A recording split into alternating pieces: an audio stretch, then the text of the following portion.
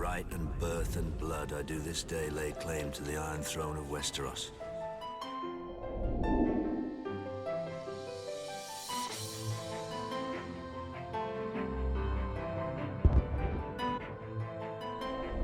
Thomas here with Much Props, going to give you another how-to video. Today I am building a secret. Now my wife works at home, and as I am building things, she may come in, I may go share something that I get excited about, so it's very hard for me to keep build a secret to her. And I wanted to build her something for our anniversary, which is coming up pretty quickly.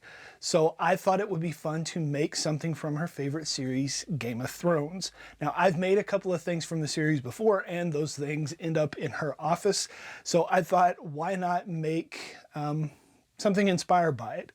We went to a fan expo recently in Dallas, and one of the vendors had these cool topographic maps. Like they took fantasy world maps, made topography, and then cut them out with a laser cutter. I have a laser cutter. I have the ability to download a topographical map. So we are going to make a topographical map of Westeros as a surprise to my wife for her anniversary and mine. Let's get to building. This will be a pretty short build video because a majority of it is prepping files on my computer to run with the laser cutter. I found this SVG file in a Google search that led me to Design Bundles online. Not a sponsor, but those of you with laser cutters, it's a pretty nice resource for files used for builds. I will put links to the website as well as the topographical map that I used down in the description below. I bought the file, imported all 7 panels into my laser cutting software, sized it to fit my materials, and one by one cut all the panels into some 1/8 inch plywood. Altogether, it was about 2.5 hours of cutting. It made my room smell like burnt wood for days, which I love.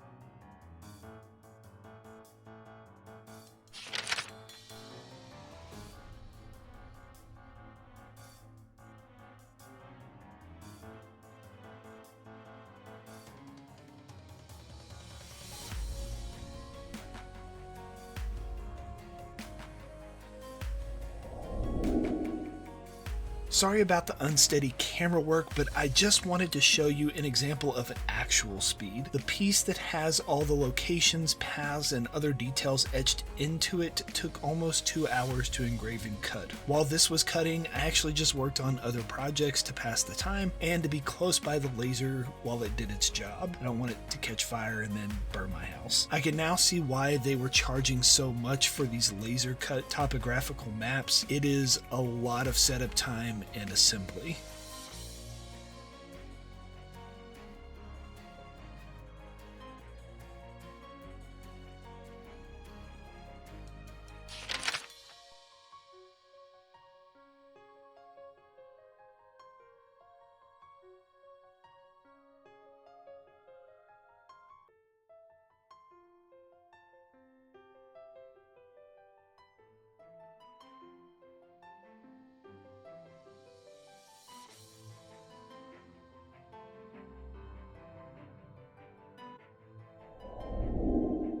Now time for the assembly process. I'm going to use wood glue for a good bond and super glue to give me quick clamping hold while the tight bond sets up. There are a total of 7 panels, but I'm only going to glue the bottom 5, which is the water portion of the map. This will be easier for me dyeing the wood.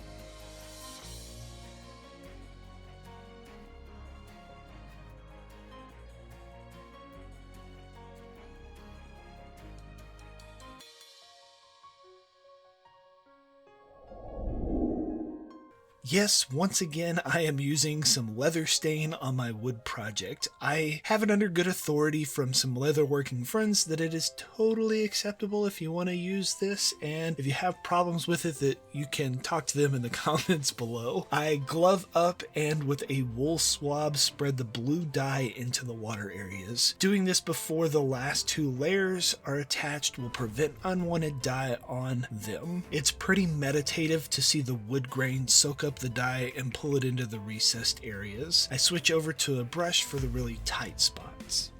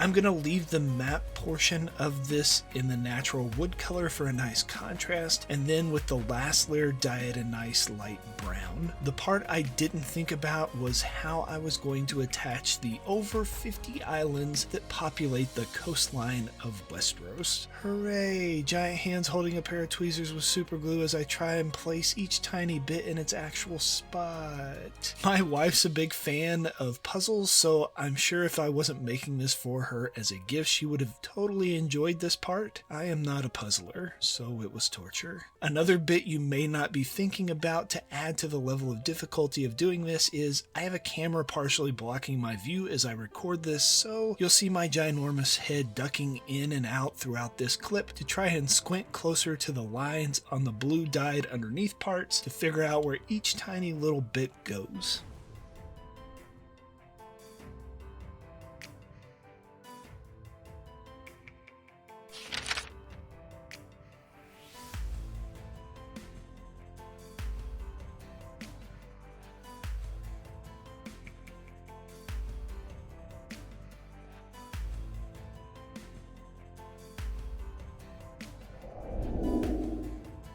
Now, like I said, I'm trying to keep this a secret, so I need something to seal the wood with that I could use inside and not be a dead giveaway that something has been made. I chose Mod Podge, not the greatest choice for sealing wood, but it did the job. Another mistake that I did that you should try and avoid is I didn't let the wood fully dry from the dyeing process, so as I smoothed out the droplets with the sponge brush, the dye seeped into the glue. It's not noticeable at a distance, but I switched to regular Mod Podge on the front to try and eliminate the droplet texture, and instead ended up with brush strokes and stray bristles in the finished result. Done right, I would have just used a varnish or a spray lacquer, so maybe the flaws will add to the story of the secretness of this, and my wife will appreciate it. A guy could not ask for a better partner in life. She is truly an amazing woman to put up with all my crazy. Though we may not have traveled to Westeros, every year we take a trip somewhere on our anniversary, and I am truly blessed to have the best travel buddy through life that a man could ask for. I love you, Brandy. This build is for you.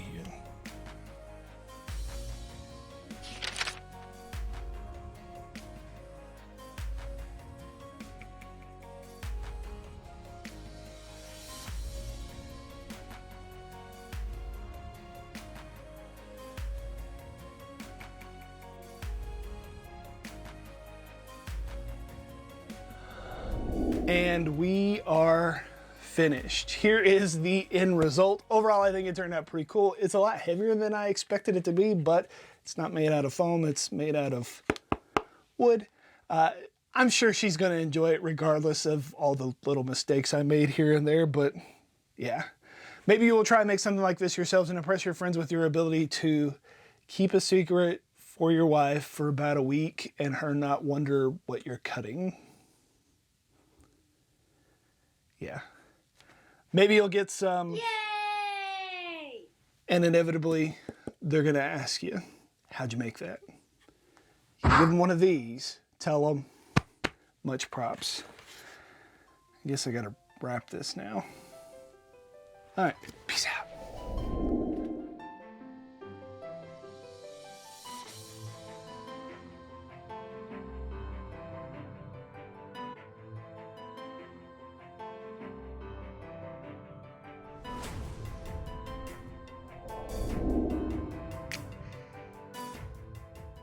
If you enjoy what I do here on YouTube and want to see more builds like this one, please consider joining these awesome people listed here with me over on my Patreon to build a bigger, better, more creative community together.